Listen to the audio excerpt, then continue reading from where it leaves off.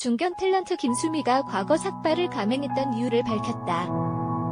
김수미는 아주 힘들 때 머리를 삭발하고 왔다며 마음을 치유하기 위해 제주도에 한 사찰에 머물렀던 사실을 털어놨다. 과거 김수미는 시어머니를 급발진으로 추정되는 사건으로 잃고 맙니다. 지난 1998년 김수미는 자신의 승용차 BMW의 급발진 추정 사고에 의해 시어머니를 잃었다. 당시 김수미의 운전기사가 후진하던 중 급발진하면서 사고가 발생했던 것. 이로 인해 김수미는 우울증과 알코올 중독에 시달렸고 빙의 증세로 자살 시도까지 하는 등 큰 슬럼프에 빠졌다. 하지만 이후 김수미는 스님의 도움으로 재기할 수 있었다. 김수미는 과거 삭발한 것이 있다. 하지만 그건 현실 도피였다고 털어놨다. 그때는 정말 사는 게 힘들어서 스님이 되고 싶었다. 사고로 친정 어머니처럼 여기던 시어머니를 잃은 김수미는 제주도로 내려왔다. 김수미는 절에 있으면서 새벽에 일어나 공양밥도 하고 그랬다. 힘들었던 당시 스님 앞에서 맞담배를 피웠다고 말했다. 그날은 마침 내가 직접 각본을 쓴 모노드라마가 공연되기 3일 전이었다. 시어머니께서 아는 분들에게 나눠줘야겠다면서 연극 포스터를 몇 장 갖고 나가셨지. 어머니가 나가고 10분쯤 후인가 기사 아저씨로부터 전화가 왔어. 전화 받고 허겁지겁 달려나갔는데 어머니 머리에서 쏟아진 피가 바닥을 흥건히 적시고 있었다. 이 당시 김수미 시어머니는 주유소에 며느리의 연극 포스터를 붙인 다음에 뒤에 서 있었고 김수미 차의 운전사가 시동을 걸었는데 갑작스러운 급발진 후진으로 차에 치여서 즉사를 하게 되었죠. 참고로 이 부분에서도 김수미 시어머니가 며느리를 얼마나 극진히 생각했는지 알 수 있을 것 같습니다. 사망 당시 74살이었는데 그때까지도 며느리의 공연을 홍보하기 위하여 직접 포스터를 들고 다녔던 것이죠. 즉, 김수미가 결혼 이후에도 자기 일을 계속할 수 있었던 것은 이런 시어머니의 적극적인 지지 덕분이 아니었을까 하네요. 아무튼 시어머니의 사망사고 이후에 김수미는 BMW를 향해 급발진 사고 보상과 진상규명을 요구하는 1인 시위를 펼치기도 하지만 이 급발진 사건에 대해서는 패소하게 됩니다. 서초경찰서 수사결과 의견서, 국립과학수사연구소의 감식 결과만으로 이번 사고가 차량 결함에 의하여 발생했다고 단정할 수 없다. 또한 사고를 낸 자동차는 운전자 왼발 부근에 보조 브레이크가 장착돼 있기 때문에 차량에 결함이 있더라도 운전수의 과실이 없다고 할 수는 없다. 아무튼 이 사건으로 김수미는 거의 폐인이 됩니다. 집안에서 혼자 소주를 3병씩 마셨더니 의사가 죽으려고 환장했냐며 화를 내더라. 방송국에서 소주 2병을 마시고 분장 실려 본돌방에서 잤다. 억울하고 원통에서 술을 안 마실 수가 없었지. 잠에서 일어나 보니 혜자 언니의 찬인데 내가 오줌을 얼마나 쌌는지 천으로 된 시트가 온통 젖어 있었다. 전원일기 녹화 날 아침에도 소주 2병을 마셨다.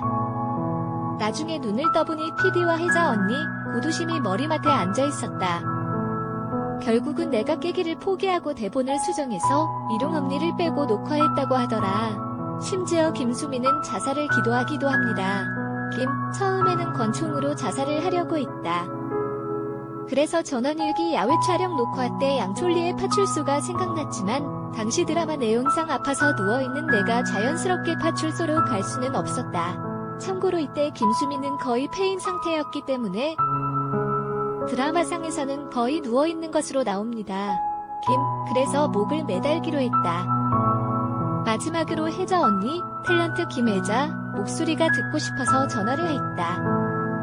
나중에 내가 먼저 죽으면 내 무덤과의 나팔꽃이나 뿌려달라고.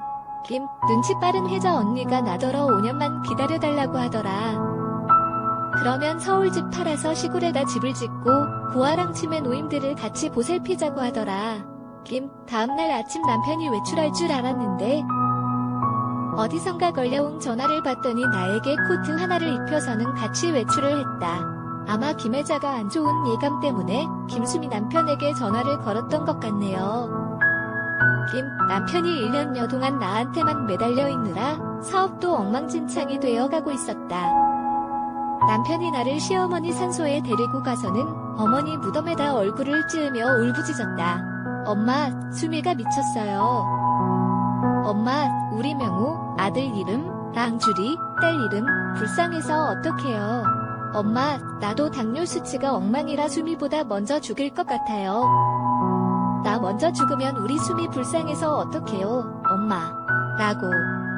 하지만 나는 남편이 우는 동안 남편의 저고리 안주머니에서 담배를 몰래 훔쳤다.